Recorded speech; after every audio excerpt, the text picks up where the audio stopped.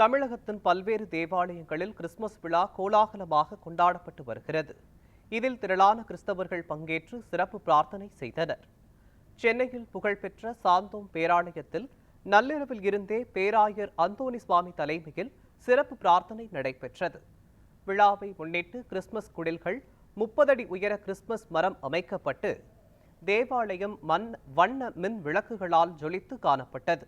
இதில் ஆயிரக்கணக்கான கிறிஸ்தவர்கள் பங்கேற்று சிறப்பு பிரார்த்தனை மேற்கொண்டனர்.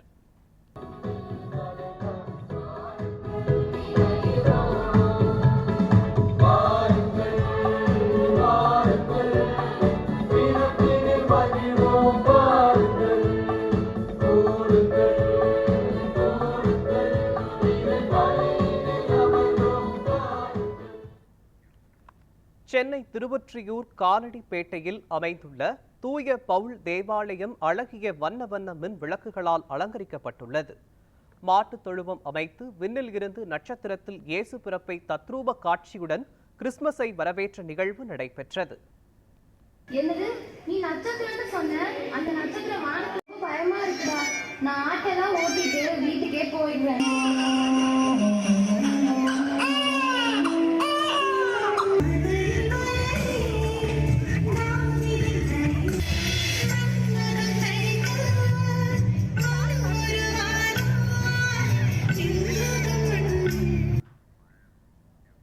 கிறிஸ்துமஸ் பண்டிகையை ஒட்டி புதுச்சேரி முழுவதும் உள்ள தேவாலயங்களில் நள்ளிரவில் நடைபெற்ற சிறப்பு திருப்பலியில் வெளிநாட்டினர், வெளிமாநில சுற்றுலா பயணிகள் உள்ளிட்ட ஏராளமான கிறிஸ்தவர்கள் குடும்பத்துடன் பங்கேற்று பிரார்த்தனை செய்தனர்.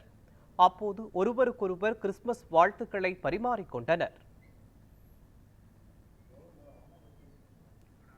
காரைக்காலில் புகழ்பெற்ற தூய தேற்றரவு அன்னை ஆலயத்தில் கிறிஸ்துமஸ் விழாவை ஒட்டி ஆலய பங்குத்தந்தை பால்ராஜ்குமார் தலைமையில் சிறப்பு திருப்பலி நடைபெற்றது.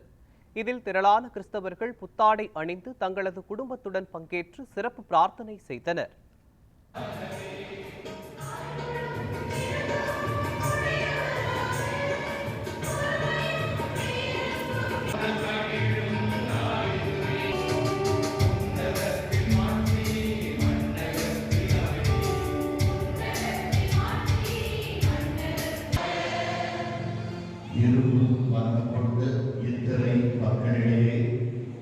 கருவாய் வந்திருந்த கன்னிமரி பாலகனே எல்லா மதங்களிலும்